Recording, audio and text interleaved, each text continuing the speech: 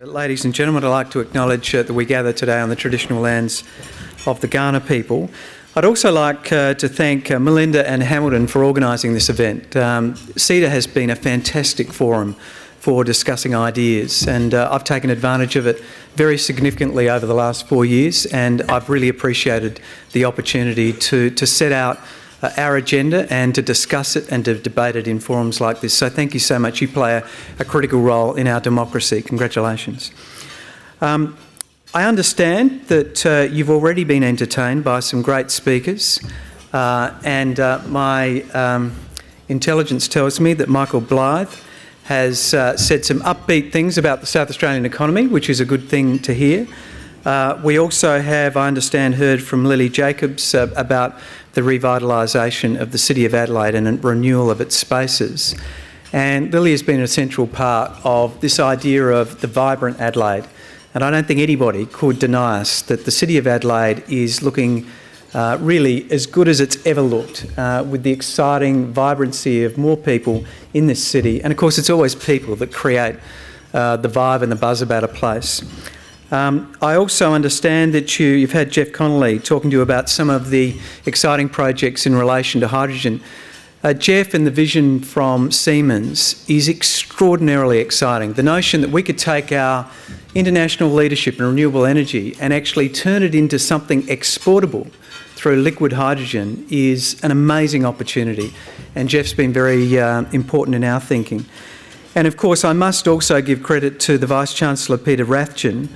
When I first met with him when he came back to South Australia to head up the University of Adelaide, in large measure, the excitement that he generated in me about the future of not only his university but of the precinct around it has been a very significant factor in our ambitions for what to do to the old Royal Adelaide Hospital site. So thank you, Peter, and I understand that all of the speakers have really projected an image of the state which is positive and upbeat. And that's something that I want to talk about today.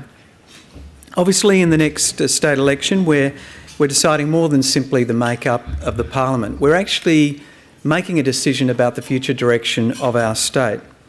And I believe that this is about whether we want to continue to shape our future or allow others to do it for us. There are massive international forces that are bearing down on South Australia. Indeed, this is happening all around the world. The world of work is being utterly reshaped by technological change. The real question is whether we are prepared to step up and take charge of our future.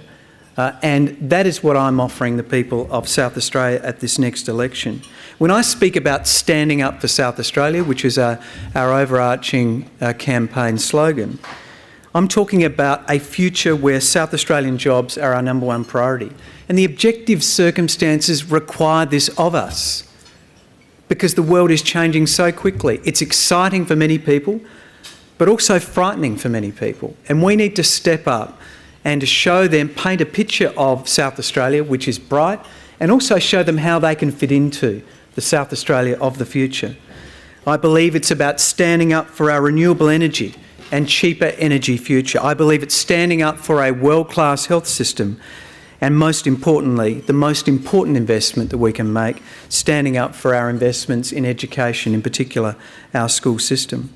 There are enormous possibilities on the horizon for our state, but they simply won't fall into our hands. They have to be grasped. What we need is a leader, a party, a government with the determination to fight for the things that we need and also deserve. Labor has demonstrated this strength again and again over the last 4 years. We saw it in the fight to save the River Murray, a fight which is continuing today through our Royal Commission into water theft. You saw it when we responded to that brutal health and education cuts in the 2014 Hockey-Abbott budget. We led the charge against those cuts, and there's still a whole lot more work to be done. You saw it in relation to our future submarines project, the spectre of those submarines going off to Japan, and we stood up and fought. We ran a campaign called Australian Made Defence, and we led the national campaign against this. Critically, in South Australia, with 7% or so of the population, you need more than just the weight of numbers. You need the capacity to marshal arguments capacity to actually advocate those arguments strongly and to actually stand up and be fearless in the face of criticism. And that's what we did, and that's why we had a victory. I think you've also seen the way in which we've stood up most dramatically when, in the wake of the 2016 state blackout, Labor devised a plan to take charge of our state's energy future. Since the launch of that plan, we've built the world's largest lithium-ion battery. We've delivered a state-owned power plant. We've secured the biggest solar thermal project of its type in the world for Port Augusta, and we've committed to establishing the world's largest virtual power plant, 50,000 rooftop panels backed up by batteries beginning on Housing Trust homes. These measures, each of these measures, are because we stepped up and took a leadership position, and we found partners who are prepared to be with us. Today, I've announced that a re-elected Labor government will increase our state's renewable energy target to 75%, accelerating the transition from fossil fuels to renewables to deliver cheaper power for all South Australians.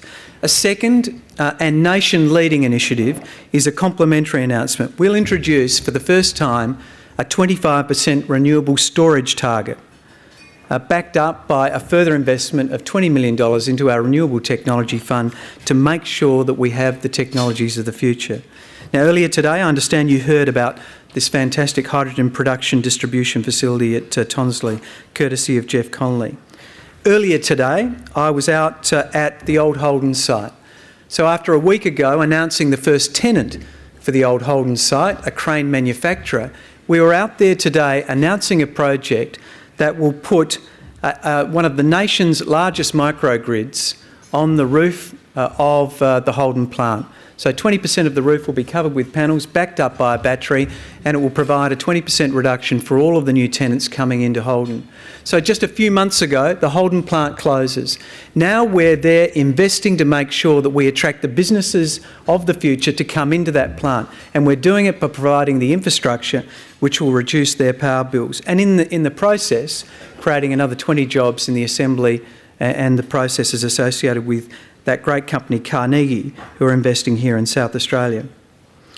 Now, with the arrival of Carnegie and with the extraordinary investments that we're now seeing down there, we can have an ambition to do exactly what we did at the Tonsley plant, the Mitsubishi site, a former car manufacturing plant which now has more workers in it than it did when Mitsubishi was making cars. That's our ambition for the Elizabeth plant of General Motors. Just before coming here, I had the pleasure of opening the office of 1414 Degrees, another South Australian renewable energy company with a unique set of molten silicon storage technologies. We're partnering with them also in a project to use waste energy at Bolivar, funded through our Renewable Technology Fund. This company is winning contracts all around the state and the nation. Once again, another renewable energy company recruiting young students out of the University of Adelaide, fantastic young mechanical engineers who are all busily at work as we speak. But ladies and gentlemen, probably the most effective role that a government can play in providing opportunities for local businesses and creating jobs is through investing in first-class infrastructure. We've made record investments in infrastructure, and as a result, what you've seen is the redeveloped Adelaide Oval, this facility here and the associated convention centre, the new Royal Adelaide Hospital and the biomedical precinct, a host of road and rail projects, and we're not stopping there. If re-elected, in one of our first major promises of the election, we will implement a new $2 billion infrastructure jobs package. It will create 1,700 jobs every year over the coming 4 years. Projects like removing 7 of the most dangerous congested tram and train level crossings, expanding our city tram network, and establishing a multi-use bulk commodity port in the Spencer Gulf. But in our fast-moving and interconnected world, the word infrastructure has a broad definition, and it covers more than just roads or ports. For instance, little happens in industry or business these days without the use of the internet. Labor has long recognised this fact, and we invested in the Gig City network, which built off the back of the SabreNet network, which was based around our tertiary institutions. That's been providing ultra-fast internet to startups and other businesses at key innovation precincts. But this is the infrastructure of the 21st century. So I was pleased to announce just yesterday that if given another term in government, we will invest $35 million in a major expansion of our existing fibre network across Adelaide.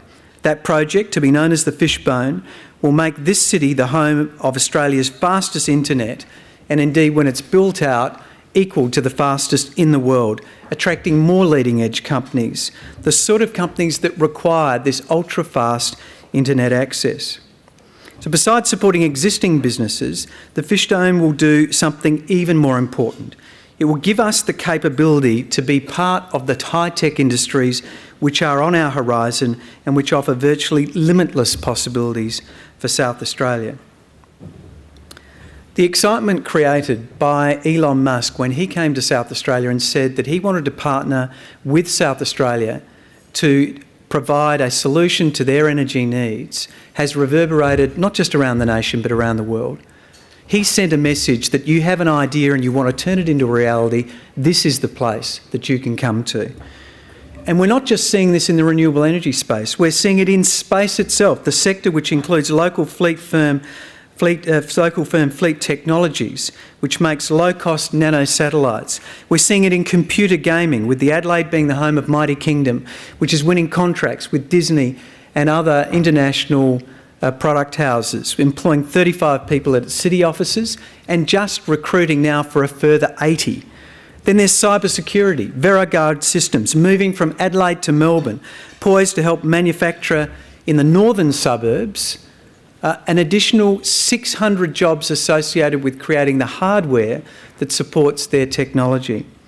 The emerging industry that perhaps resonates most powerfully with us, though, having regard to the closure of Holden's, is the opportunity to still be in the business of cars, driverless cars. Our universities are already doing extraordinary work in this area. We've become the leading place in the Southern Hemisphere in relation to this matter. We've got businesses like Coda Wireless, which is a world leader in radar technologies, that allow driverless cars to negotiate in rain, snow or fog and see around corners. And of course, we've seen Sanjeev Gupta's ambitions to get back in the business of electric vehicles here in South Australia. And of course, there's the ageing well sector, the capacity to provide the technologies and services to people in their 60s, 70s, 80s and 90s to ensure that they have a fantastic life. All of these possibilities need the technologies of the future. They need places, like the sort of places we're going to create in the old Royal Adelaide Hospital site. But most of all, they need a government that's prepared to stand up for them and to fight for them and fight for the jobs and fight for the companies that need to be brought here to be part of this ecosystem. Ladies and gentlemen, I know of no better place than South Australia to live, work, visit, do business, study, or to raise a family. Few places in the world could have faced so many confronting challenges in recent years and emerged so strongly. We should be proud of that. And it's not any one sector of this economy. It's not the government, it's not the private sector, it's not academia, it's not the community, it's all of us having worked together to create this beautiful city and state that we now enjoy. We really are standing on the cusp of exciting new opportunities. We have a plan to realise those opportunities. We're doing it. We're going to be doing more of it. It's a plan to make jobs our number one priority, and we'll always do this by standing up for South Australia. Thank you.